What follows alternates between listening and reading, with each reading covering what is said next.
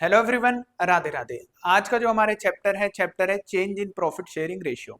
और इसमें जो सबसे पहला टॉपिक हम उठा रहे हैं वो है treatment of goodwill in case of change in PSR.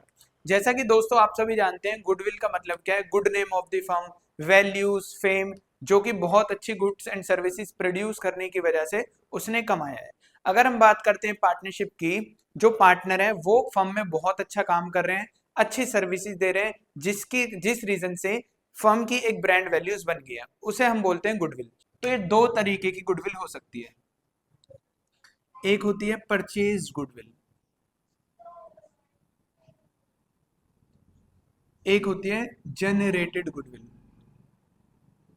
या हिडन गुडविल या इनहेरेंट गुडविल। इसके बहुत सारे नाम हैं। इसको हम सेल्फ जनरेटेड भी बोल सकते हैं। फॉर एग्जाम्पल,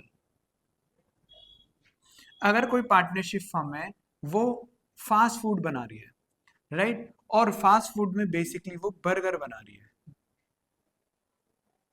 बर्गर बनाना चाहती है, तो एक ऑप्शन तो इसके पास ये है कि अपना ही एक ये नाम स्टार्ट करे, उसी पे काम करना शुरू करे और लोग उसे जानना शुरू करें। ये दूसरा ऑप्शन ये है, ये मैकडोनल्ड्स वालों से कांटेक्ट कर ले और मैकडी स्टार्ट कर ले और उसका नाम यूज कर ले। अगर हम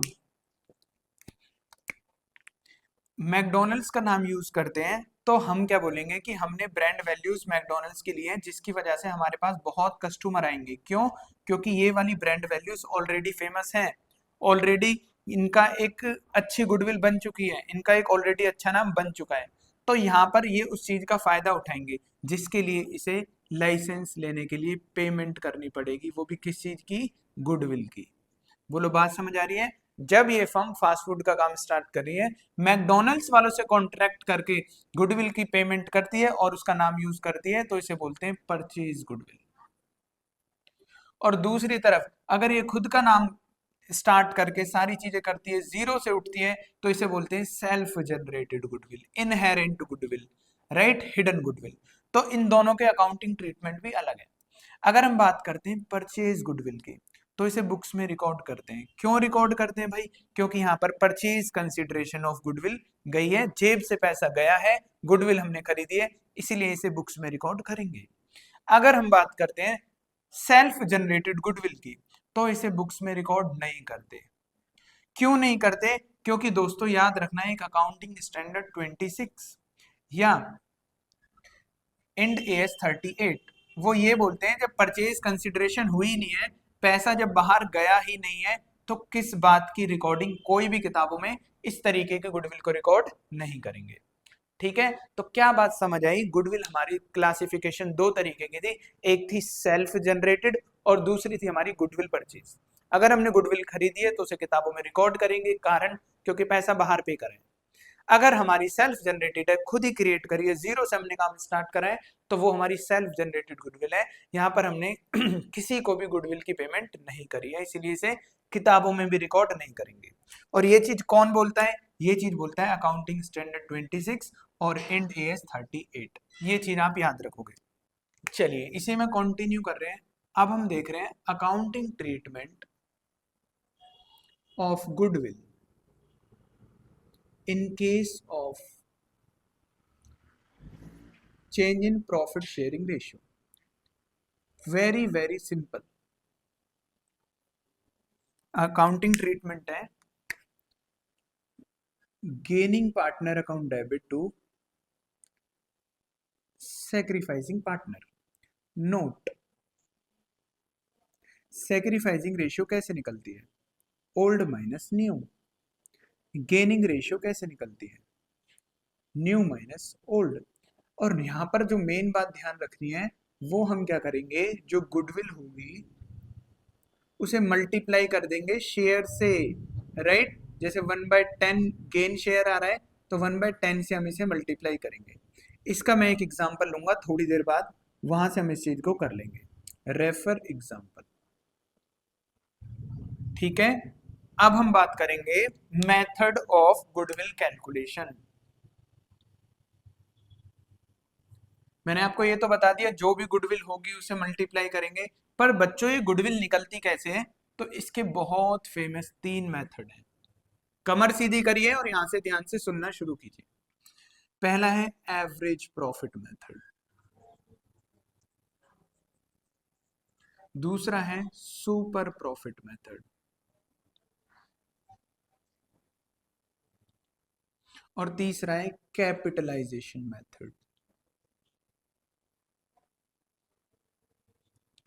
कैपिटलाइजेशन के 2 part, capitalisation of average profit, capitalisation of super profit.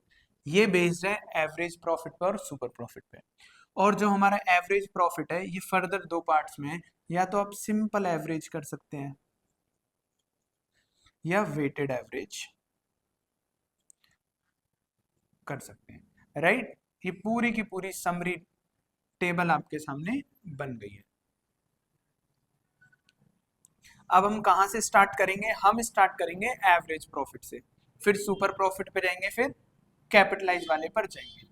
तो चलिए शुरू करते हैं। चलिए, मेथड का नाम है एवरेज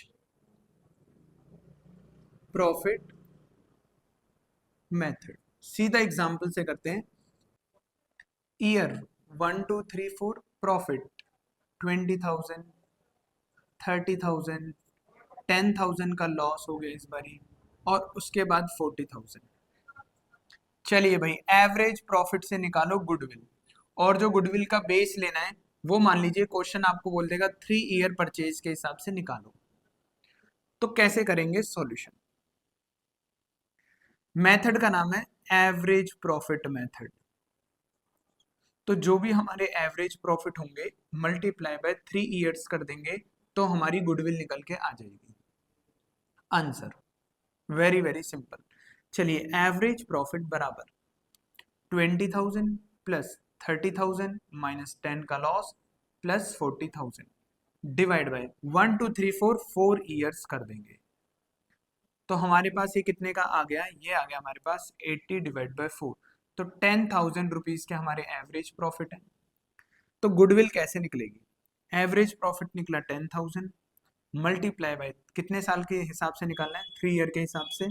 तो 3 ईयर परचेज को मल्टीप्लाई करा तो हमारी जो गुडविल निकल कर आ गई वो निकल कर आ गई ₹30,000। Answer very very simple. समझ आ रही है बात? सर इसी का अगर हम वेटेड एवरेज के हिसाब से करेंगे तो कैसे करेंगे? चलो कंटिन्यू। वेटेड एवरेज प्रॉफिट के हिसाब से गुडविल निकालनी है 3 ईयर परचेज। तो करना क्या है? जो भी हमारा वेटेड एवरेज प्रॉफिट आएगा मल्टीप्लाई बाय 3 ईयर कर देना तो गुडविल आ जाएगी। चलो, calculation of weighted average profit year 1 2 3 4 profits same ले लो, 20, 30, 10 और 40,000। यहां पर मेथड ने बोला है वेटेड एवरेज लगाना है, तो हमें यहाँ पे वेट्स देने पड़ेंगे बेटा। वेट्स कितने देने पड़ते हैं? जितने क्वेश्चन में बोल रखा है। अगर क्वेश्चन ने कुछ भी वेट नहीं बोल रखा तो 1 2 3 4 दे दीजिए। यहाँ पर क्वेश्चन ने नहीं बोला तो आप 1 2 3 4 दे दीजिए। अब इसको प्रोडक्ट कीजिए। 20, इसको इससे मल्टीप्लाई करा 60, लॉस 30 का, और उसके बाद 160। टोटल हमारे पास कितना आया? समेशन या सिग्मा करो इसका। 80 8 या 24 2,10,000 if I am not wrong. तो weighted average profit 210 divide by, और भूल मत जाना वेट का टोटल है लगाना है यहाँ पर हमें। तो ये हमारे पास आ गया 10 डिवाइड बाय 10। तो weighted average is 21,000। 21,000 multiply by कितने साल का निकालना है? 3 ईयर। तो यहाँ पे 3 ईयर से मल्टीप्लाई करेंगे तो हमारे पास 63,000 की क्या आ गई? गुडविल आ गई।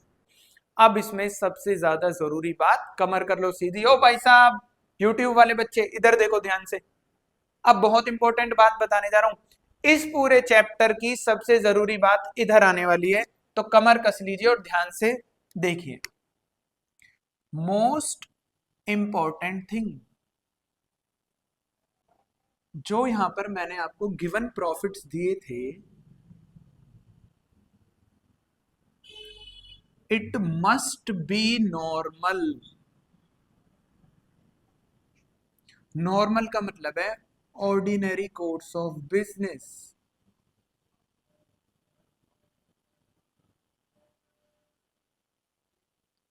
ये ऐसे प्रॉफिट होने चाहिए जो नॉर्मल बिजनेस से कमाए हों। If there is any abnormal item, abnormal abnormal abnormal, ठीक है, अंडरलाइन भी कर देते हैं। If there is any abnormal item, it must be adjust. कोई भी एबनॉर्मल आइटम है उसे हमें एडजस्ट करना पड़ेगा। एबनॉर्मल आइटम क्या क्या हो सकती है? या तो वो होगी एबनॉर्मल इनकम, या वो हो सकता है एबनॉर्मल एक्सपेंस।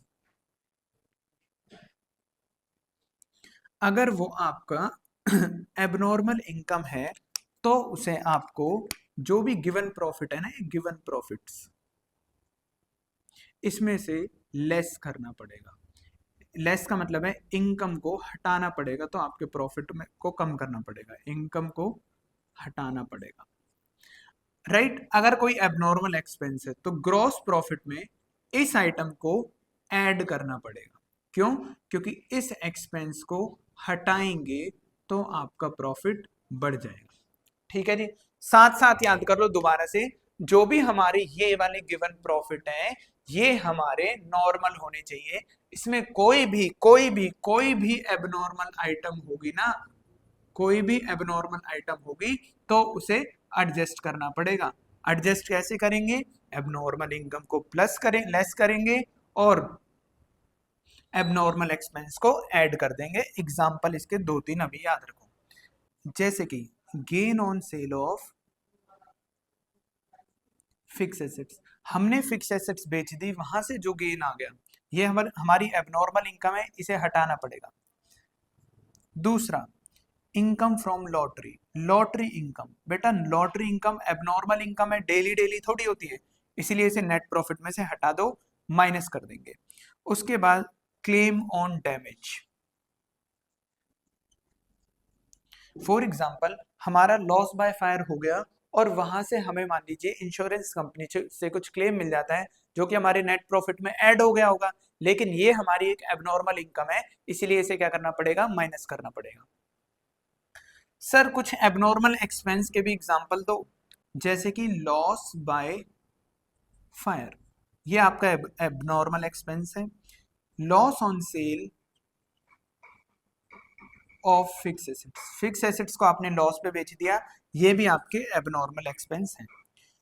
तो बच्चों आपको बिल्कुल अच्छे से याद रखना है एबनॉर्मल इनकम क्या है, एबनॉर्मल एक्सपेंस क्या है, और सबसे जरूरी बात, सर ये ऐड होंगे या लेस होंगे ये आप जरूर देखना। ठीक है सर, क्या इसके अलावा भी कोई इंपॉर्टेंट पॉइंट है? Yes, point number 2, expense, expenses not charge.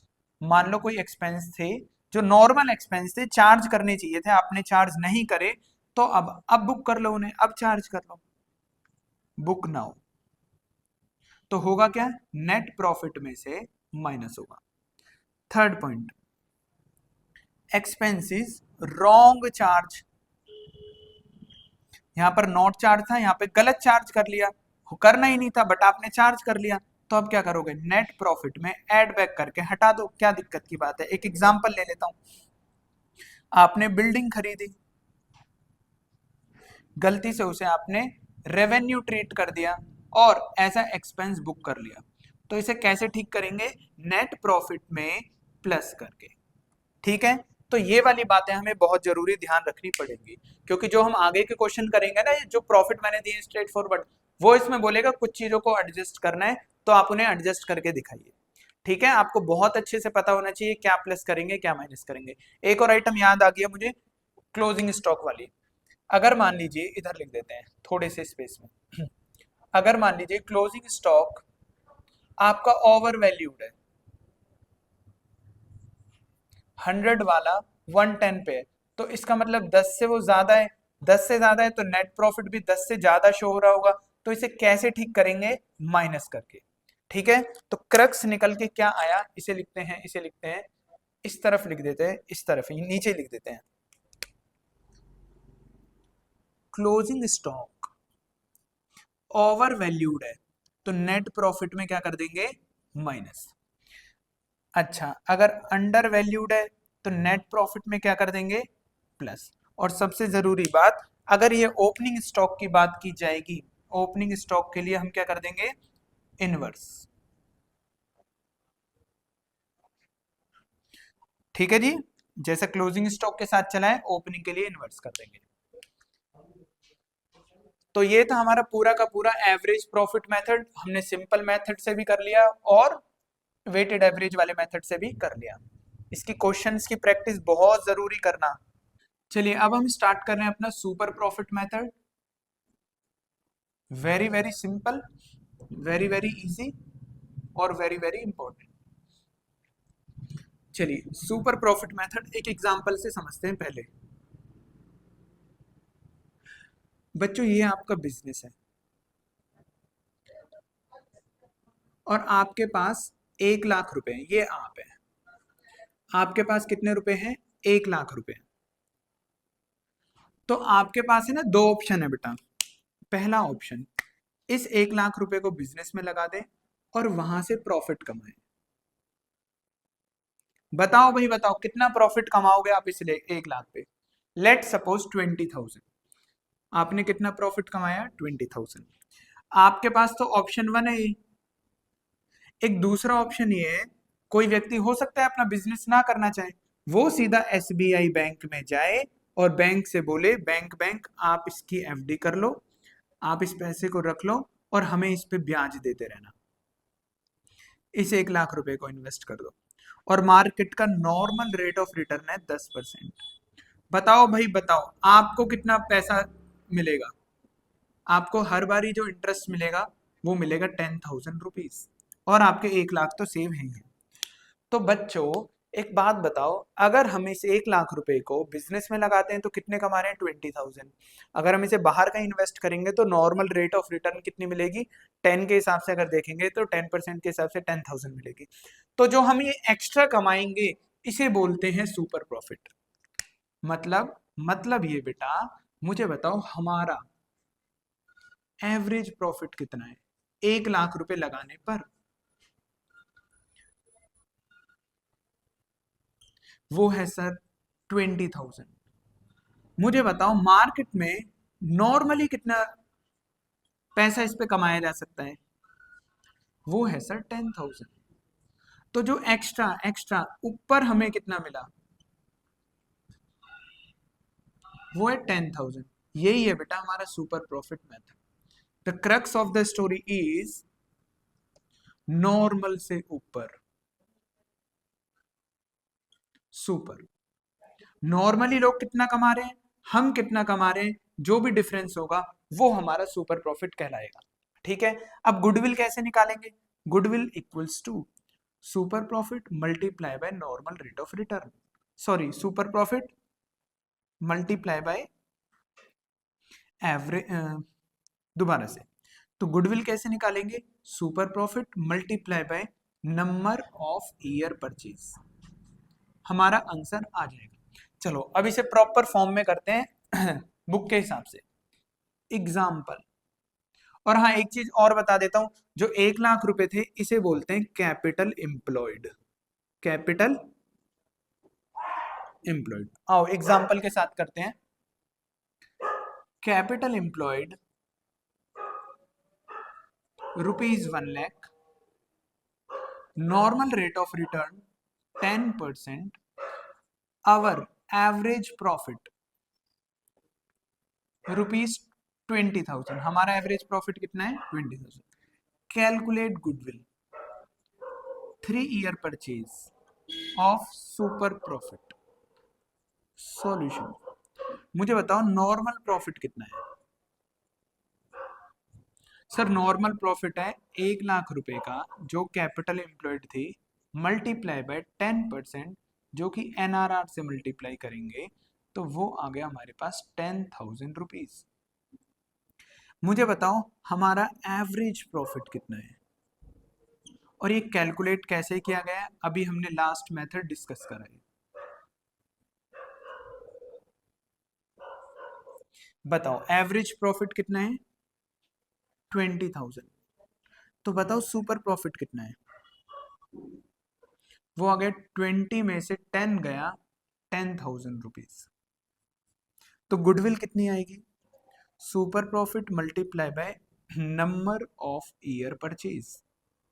Super profit है 10,000 रुपीज, मल्टीप्लाई बाय कितने साल का निकालना है, 3 साल का, 3 ईयर से मल्टीप्लाई करा और रुपीज 30,000 हमारी क्या आ गई, गुडविल आ गई है।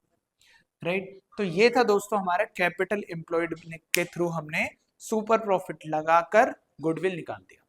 अब यहाँ पर एक मोस्ट इंपॉर्टेंट बात है, सर कैपिटल एम्प्लॉयड निकालते कैसे हैं, वो इधर आपको बताएंगे। सुपर प्रॉफिट मेथड में मैं आपको एक चीज बताता हूं, how to calculate capital employed. पहले आपको ये जानना बहुत जरूरी है कि कैपिटल एम्प्लॉयड होती क्या है। कैपिटल एम्प्लॉयड का मतलब है हमने अपने बिजनेस में कितना पैसा लगा रखा है जो कि हमारा खुद का था, और बाहर से लॉन्ग टर्म वाला। शॉर्ट टर्म वाला क्यों नहीं, क्योंकि शॉर्ट टर्म तो हम वर्किंग कैपिटल के लिए यूज करेंगे ना, तो खुद का पैसा प्लस बाहर से जो पैसा लॉन्ग टर्म वाला अरेंज कर रखा है वो हमने बिजनेस में लगा रखा है, उसे बोलते हैं कैपिटल एम्प्लॉयड। खुद का पैसा सेल्फ जैसे कैपिटल वगैरह, प्लस लॉन्ग टर्म लोन वगैरह। इसको है ना दो तरीके से निकाल सकते हैं हम। एक होता है डायरेक्टली, एक होता है नेट एसेट अप्रोच। डायरेक्टली कैसे निकाल देंगे, हम निकाल देंगे जो भी कैपिटल थी, पार्टनर्स की कैपिटल ले लो, रिजर्व एंड सरप्लस ले लो, लॉसेस हो तो उन्हें माइनस कर देना, और भूल मत जाना लॉन्ग टर्म लोन्स जो हमने ले रखे हैं, इन सबको जोड़ दें तो ये क्या बन जाती है बेटा, कैपिटल एम्प्लॉयड। सर अगर नेट एसेट वाली अप्रोच से करेंगे तो कैसे करेंगे, बहुत simple, total assets minus current liabilities, ये माइनस कर देंगे तो हमारे पास कैपिटल एम्प्लॉयड आ जाएगा। सर इसका एक एग्जांपल करके दिखाओ, मैंने कहा ओके, इसका भी आपको एक एग्जांपल करके दिखा देते हैं। एग्जांपल बैलेंस शीट, कैपिटल, ए की कैपिटल 2 लाख रुपए, बी की कैपिटल 3 लाख रुपए, रिजर्व एंड सरप्लस 4 लाख रुपए, right, long term loans 5 lakh रुपए, करंट लायबिलिटीज 1 लाख रुपए, टोटल आ गया 15 लाख रुपए,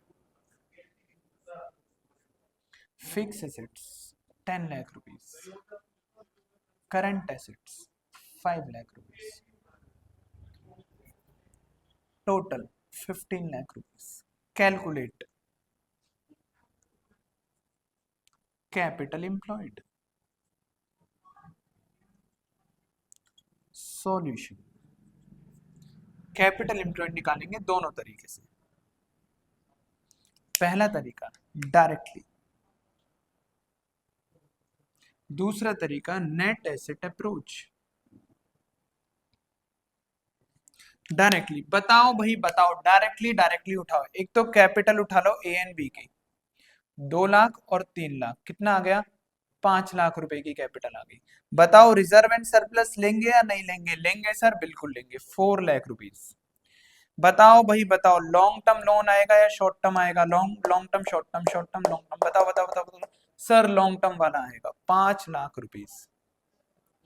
बताओ भाई बताओ, करंट लायबिलिटीज आएंगी आएंगी, द आंसर इज, बताओ बताओ यूट्यूब वाले बच्चों, बात आएगा, द आंसर इज नहीं आएगा। तो सर आपने क्यों लिख दिया, मैं तो देख रहा था बेटा कौन सा बच्चा सो रहा है और कौन सा बच्चा देख रहा है।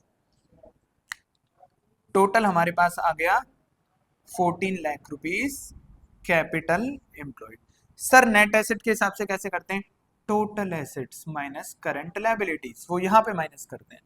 टोटल एसेट्स कितने की हैं, 15 लाख रुपीज की, करंट लायबिलिटीज हमारे पास 1 लाख रुपीज की, तो हमारे पास क्या निकल के आ गया, 14 लाख रुपीज। अरे वाह, ये तो वही आ गया, तो बेटा ये तो आना ही था, आंसर तो दोनों से सेम ही निकलेगा ना। तो कहने का मतलब ये है कैपिटल एम्प्लॉयड हम निकालना अच्छे से सीख गए, ये और भी जगह बहुत काम आता है, तो बेटा इसे बहुत ध्यान से अच्छे से इस चीज को याद रखना।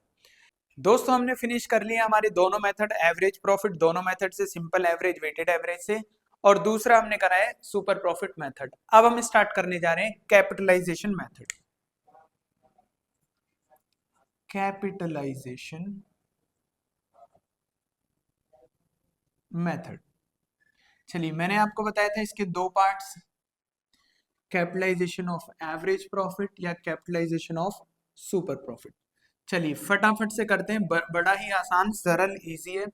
तो दोस्तों सबसे पहली बात यहाँ पर जो खास बात है, इसमें नंबर ऑफ ईयर से मल्टीप्लाई नहीं करते, भूल मत जाना, मल्टीप्लाई नहीं करेंगे, इसमें सीधा गुडविल निकलती है।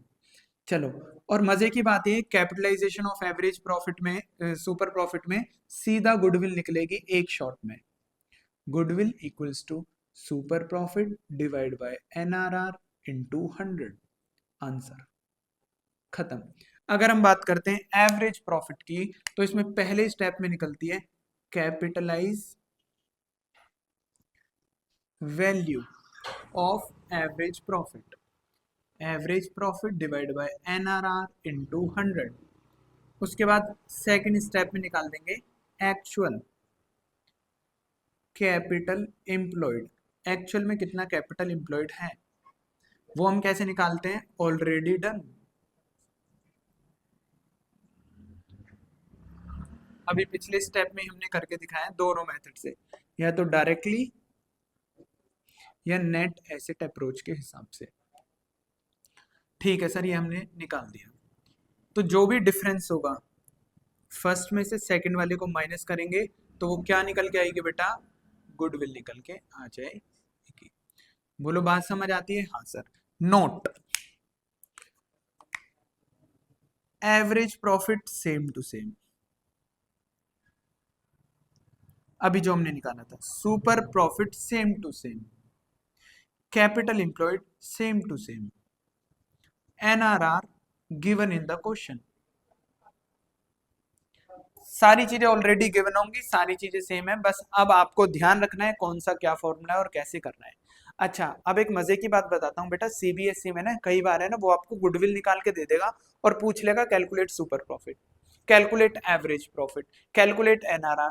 तो वहां पर आप सिंपल इक्वेशन बनाना, जो एक मिसिंग मिसिंग चीज दे रखी है उसको आप प्लस माइनस करके डिवाइड एंड रूल लगाकर आप उसका आंसर निकाल देना। ठीक है, पहले आपको बेसिक अच्छे से आना चाहिए, जब भी आप एडवांस प्रॉब्लम कर पाएंगे। तो आज की चर्चा करते हैं इधर ही समाप्त, तो प्रेम से बोलो Radhe Radhe, thank you so much.